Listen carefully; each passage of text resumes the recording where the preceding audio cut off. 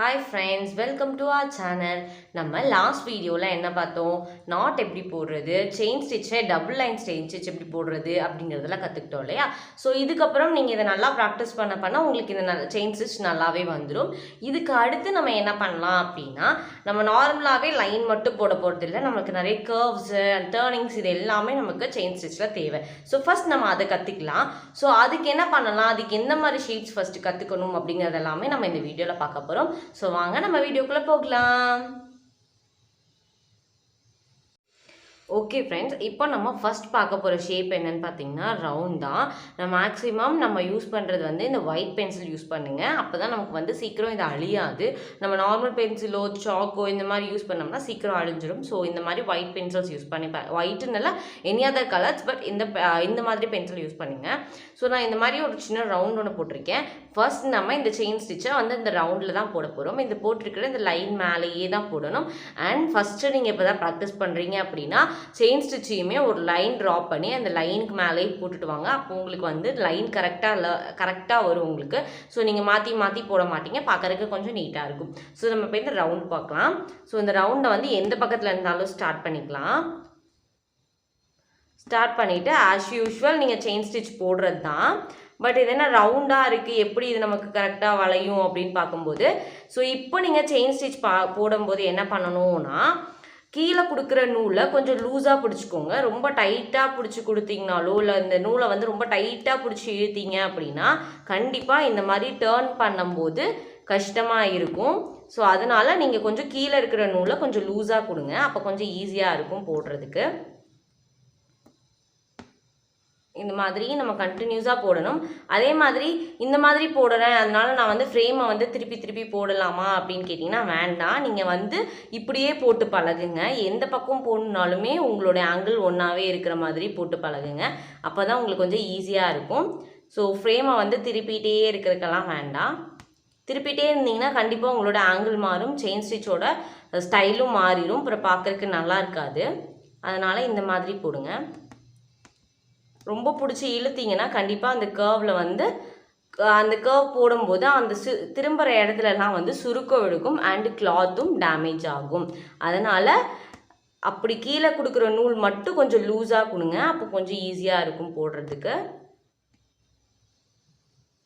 ரவுண்டுன்னு இல்லை, நீங்கள் எல்லாத்துக்குமே கீழே கொடுக்குற நூல் வந்துட்டு கொஞ்சம் நீங்கள் வந்து ஃப்ரீயாக கொடுத்தீங்க அப்படின்னா போடுறதுக்கு கொஞ்சம் ஈஸியாக இருக்கும்.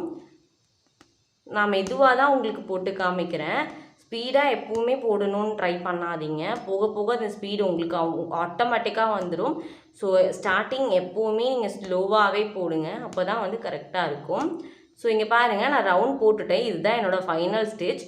நான் என்ன சொன்னேன், இந்த ஃபைனல் ஸ்டிச்சாக இருந்துச்சுன்னா அந்த இதை வந்து மேலே எடுத்து விட்டுக்கணும். எடுத்து விட்டுட்டு அகெயின் அதே இடத்துல உள்ள நீடில் விட்டு கீழேருந்து நம்ம த்ரெட்டை மேலே எடுத்து இதை பேக் சைட் வழியாக நீடில் விட்டு ஃபஸ்ட்டு ஸ்டிச்சை நல்லா பிடிச்சிட்டு கீழே இழுத்தீங்க அப்படின்னா இது நாட்டு விழுந்துடும். உங்களுக்காக தான் நாட்னா பெருசாக போட்டுட்ருக்கேன். நீங்கள் போட நாட்டை சின்னது பண்ண பழகிக்கோங்க. ஸோ இப்போ நம்ம வந்து ரவுண்ட் ஷேப் ப்ராப்பராக போட்டு பழகிட்டோம். ஸோ இதை நீங்கள் வந்து ரெகுலராக இந்த மாதிரி ரவுண்ட், அதுக்கப்புறம் பார்த்தீங்கன்னா இந்த மாதிரி கர்வ்ஸ் இருக்குது இல்லைங்களா, இந்த மாதிரி கர்வ்ஸை வந்து நீங்கள் போட்டு ப்ராக்டிஸ் பண்ணுங்கள். இப்படி போடும்போது உங்களுக்கு ரொம்பவே ஈஸியாக இருக்கும். ஸோ இப்போ ரவுண்டு போட்டிங்கனாலே ஆட்டோமேட்டிக்காக உங்களுக்கு இந்த கர்வ் வந்துடும். ஸோ இதெல்லாம் எதுக்கு போடுறோம் அப்படின்னு பார்த்தீங்கன்னா, இதெல்லாமே நமக்கு வரப்போகிற ஃப்யூச்சர் வீடியோஸ்க்கு வந்து இது ஹெல்ப்ஃபுல்லாக இருக்கும். ஸோ அதுக்காக தான் ஃபஸ்ட் இந்த மாதிரி நீங்கள் ப்ராக்டிஸ் பண்ணதுக்கப்புறம் நீங்கள் வந்து அடுத்த இதெல்லாமே நம்ம வந்து ப்ராக்டிஸ் பண்ணலாம். ஸோ இதுக்கப்புறம் அடுத்து நான் என்ன சொல்லித்தரேன் போகிறேன் அப்படின்னு பார்த்தீங்கன்னா, அடுத்து நம்ம வந்துட்டு ஒரு ஸ்கொயர் பார்க்க போகிறோம். இந்த மாதிரி ஒரு ஸ்கொயர். ஏன் ஸ்கொயர் அப்படின்னா கண்டிப்பாக நமக்கு நிறைய டேர்னிங்ஸ் வேணும். ஸோ நம்ம டக்குன்னு இந்த ரவுண்ட் திரும்புகிற மாதிரி இதால் திரும்ப முடியாது. இங்கே ஒரு சின்ன கட் பண்ணி தான் இங்கே திரும்புவோம். ஸோ அது எப்படி மாற்றி திருப்புறது, இந்த கார்னர் எப்படி கரெக்டாக பண்ணுறது அப்படிங்கிறத நம்ம இதில் பார்க்க போகிறோம். வாங்க நம்ம வீடியோக்குள்ளே போய் பார்க்கலாம். ஓகே ஃப்ரெண்ட்ஸ், இங்கே பாருங்கள், நான் அப்படியே இந்த கர்வ் சொன்னேன் இல்லையா, நான் அதையும் போட்டுட்டு இங்கே பாருங்கள், இங்கே தான் நான் நாட் போட்டிருக்கேன். பட் நான் நாட் போட்ட மாதிரி வெளியில் தெரியாது. நீங்கள் பழக உங்களுக்கும் இந்த மாதிரி நாட் போடுறதுக்கு ஈஸியாக வந்துடும். ஸோ நம்ம இப்போ நான் சொன்ன மாதிரி இந்த ஸ்கொயர் எப்படி போடலாம் அப்படிங்கிறத பார்க்கலாம். இந்த ஸ்கொயர் நீங்கள் எங்கேருந்து வேணாலும் நீங்கள் ஸ்டார்ட் பண்ணிக்கலாம். ஸோ இப்படி ஸ்டார்ட் பண்ணும்போது உங்களுக்கு என்ன ஆகும்னா, உங்களுக்கு வந்துட்டு ஈஸியாக தான் இருக்கும். ஏன்னா நீங்கள் ஆல்ரெடி செயின் போடுறீங்க இல்லையா, அந்த செயின் மாதிரியே தான் இருக்கும் இதுவும். ஸோ அப்படியே கண்டினியூ பண்ணிகிட்டே வருவீங்க இல்லையா. ஸோ இதை அப்படியே கண்டினியூ பண்ணிகிட்டே வரீங்க. இந்த ஒரு லைன் போட்டுக்கிறேன். ஸோ இந்த மாதிரி கண்டினியூ பண்ணிகிட்டே வந்ததுக்கப்புறம் இந்த லைனோட எட்ஜ் இது தான் இல்லையா, எடுத்துட்டு நம்ம எப்போவுமே கீழே தானே போவோம், அப்படி போகக்கூடாது. இப்படி சைடில் திருப்பிக்கோங்க. இப்படி கீழே போகாதீங்க. இந்த மாதிரி சைடில் அந்த லைன் மேலேயே வச்சுட்டிங்கன்னா உங்களுக்கு அந்த எட்ஜ் ப்ராப்பராக இருக்கும். ஸோ இப்படி திரும்பிட்டு இப்படி கட் பண்ணிக்கோங்க. அப்போ ஈஸியாக இருக்கும். இப்போ பாருங்கள், நான் இந்த லைன் போட்டதுக்கப்புறம் அந்த எட்ஜ் வந்து ப்ராப்பராக இருக்கிறது உங்களுக்கு நல்லாவே தெரியும்.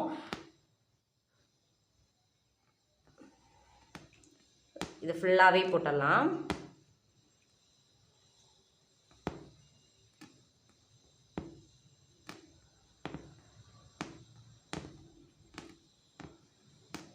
இது ஃபுல்லாக போட்டுட்டு இப்போ நான் அந்த சைடு திரும்பணும் இல்லையா, இது முடிஞ்சிருச்சு. ஸோ இதுதான் என்னோட ஃபைனல் ஸ்டிச் இல்லையா. இது போட்டுட்டு நான் வந்து இப்படி ஸ்ட்ரைட்டாக போகக்கூடாது, இது இப்படி இந்த பக்கம் திருப்பிக்கணும். அப்போ இந்த கார்னர் வந்து உங்களுக்கு எட்ஜ் வந்து கரெக்டாக திரும்பும். ஸோ இந்த மாதிரி இந்த சைடு திரும்பி அகெயின் அப்படியே போட ஆரம்பிக்க வேண்டியதான். ரொம்ப ஈஸி தான், ரொம்ப டிஃபிகல்ட்டெல்லாம் கிடையாது. நம்ம ரொம்ப வந்து எல்லாத்துலேயுமே எட்ஜெல்லாம் பார்க்க மாட்டோம். மேக்ஸிமம் அந்த லீஃப் போடுற இடத்துல இந்த மாதிரி சில இடங்கள்லாம் மட்டும்தான் எட்ஜ் கார்னர்லாம் வந்து கரெக்டாக வரணும் அப்படி சொல்லி நம்ம நினைப்போம். ஸோ அதுக்காக தான் நீங்கள் போட உங்களுக்கு இது ரொம்ப ஈஸியாகவே வந்துடும். ஸோ அதனால் இதை பற்றி வரி பண்ணிக்க வேண்டாம். இதனால தான் நான் வந்து ஃப்ரேமை திருப்பி போடாதீங்க, நம்மளாவே போட்டுக்கலான்னு சொல்லி நான் சொன்னது. ஸோ இந்த மாதிரி இது வந்ததுக்கப்புறம் நான் இங்கே போகாமல் நெக்ஸ்ட் இப்படி திரும்பிக்கிறேன். இங்கே போகாமல் இந்த பக்கம் திரும்பிக்கிறேன். இப்படி திரும்பினீங்கன்னா உங்களுக்கு அந்த எட்ஜ் வந்து ப்ராப்பராக வந்து ஃபைண்ட் ஆகிருக்கும்.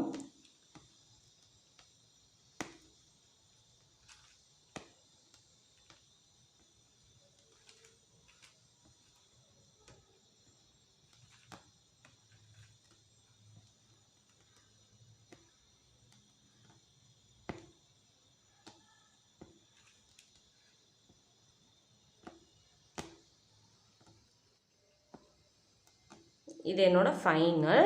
ஸோ இந்த இடத்துல நம்ம என்ன பண்ணிட்டுக்கலாம், நாட் போட்டுக்கலாம். ஸோ நான் மேலே இழுத்து விட்டுட்டேன்.